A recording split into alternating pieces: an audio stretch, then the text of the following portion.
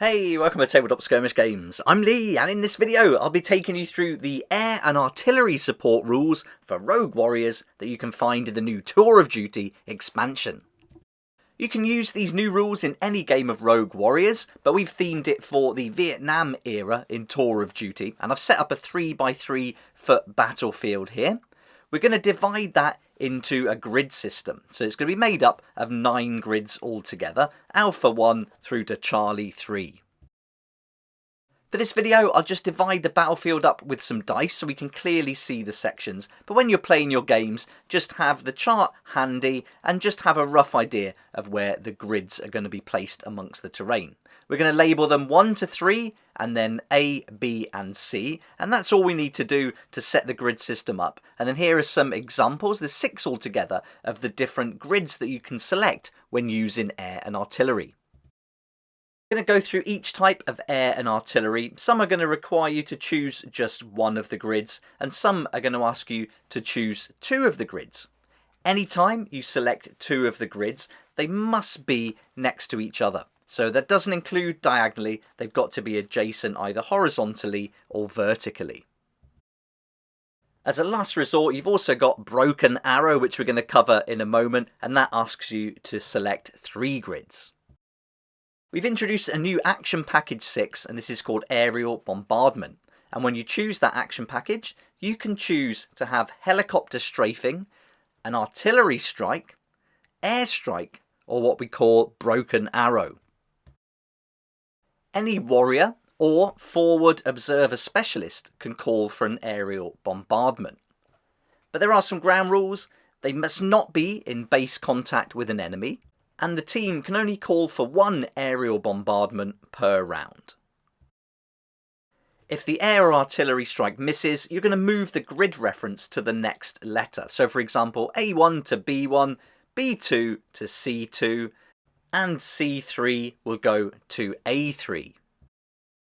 Let's have a look at helicopter strafing first, and to carry out a helicopter strafing, you're going to select 2 connected grid references on the battlefield map.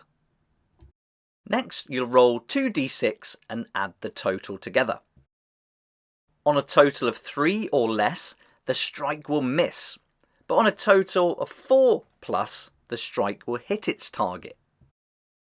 With helicopter strafing, any model with any part of its base within those grid references is auto hit, and they're going to roll 1 armor save dice each as normal. In this case, the 5 was a save, the 4 was a pin, and the 1 is 1 point of damage.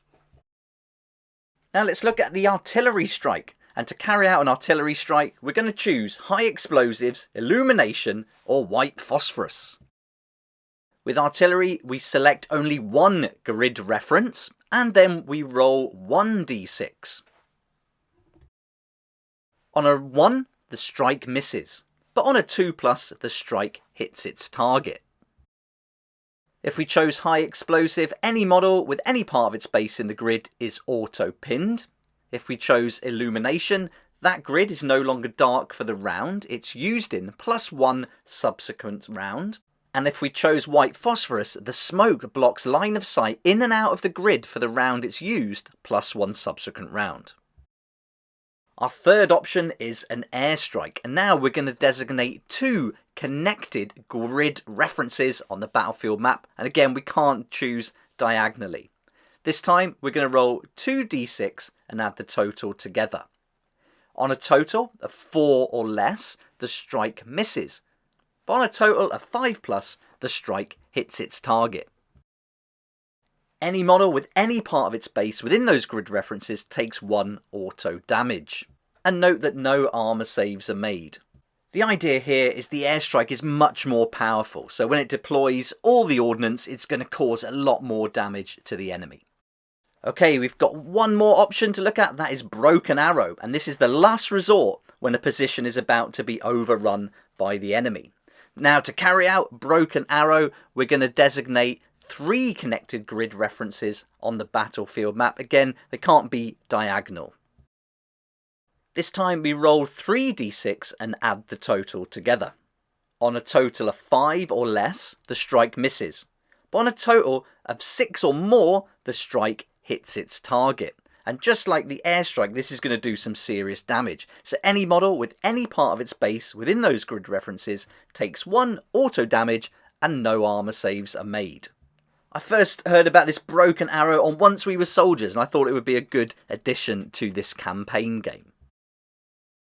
So there we go, that's an overview of the air and artillery support, a new feature to Rogue Warriors that you can find in the Tour of Duty campaign expansion. These rules really fit in with the Vietnam era, where the free world forces were superior in technology and firepower and were able to call in this support to take on the larger communist forces who used their superior knowledge of the terrain and guerrilla warfare tactics against their enemy. You can certainly apply these rules to any era and any theatre of war that you choose for Rogue Warriors, so if you're coming up with your own missions, then definitely play around with the rules, and as normal, house rule them and tweak them so they fit your play style. I can imagine these certainly being used in Silent Thunder and also Operation Make It Rain, where we've come up with 2 free missions for you to try out with Rogue Warriors. But if you're coming up with your own games, definitely incorporate these rules into them. It's really fun to layer up the different rules and also combine them with the solo rules you can find in Ungentlemanly Warriors.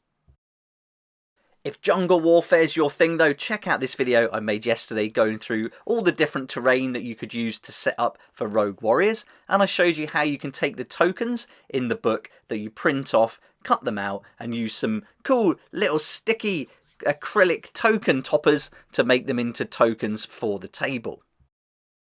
Look out for some more videos on some of the rules from the Tour of Duty campaign expansion, and if you want to find out more about Rogue Warriors and Tour of Duty, there's a link in the description down below. I've also made some videos taking you through the solo rules and going in a little bit more depth on the shooting rules as well. There's 2 demo games on the channel so far, and they're going to be focusing on the free missions that you can download to accompany the game. On top of that, I've made 3 other videos that take you through the core book of Rogue Warriors, showing you how to assemble a team, design a mission using the mission builder table, and also how to play, go through all the rules included in the core book. Our Facebook group is growing really well at the moment. It'd be awesome if you come and join us there. We're approaching our first 1,000 members, which is really great, and it's been fantastic to see all the awesome creations and teams everyone are putting together, and also the terrain and missions that they're building. You'll get a chance to vote on upcoming missions and just join a real fun community as well. I'll put a link in the description down below. It'd be awesome if you come and join us over on Facebook. For now though, thank you so much for watching. I hope you enjoyed the video. If you've got any questions at all about the game, please add them in the comments down below. If you liked the video, found it helpful, it'd be great if you hit the like button, subscribe to keep up to date with all the new videos, and I look forward to seeing you here next time on Tabletop Skirmish Games. A huge thank you to my Patreon supporters for helping me keep going with these regular videos, and the bigger we can grow the Patreon page, the more supplements and expansions we can release for all our games. So if you're interested in finding out more about that and supporting me here on the channel, I'll put a link down below and we'd love to see you there.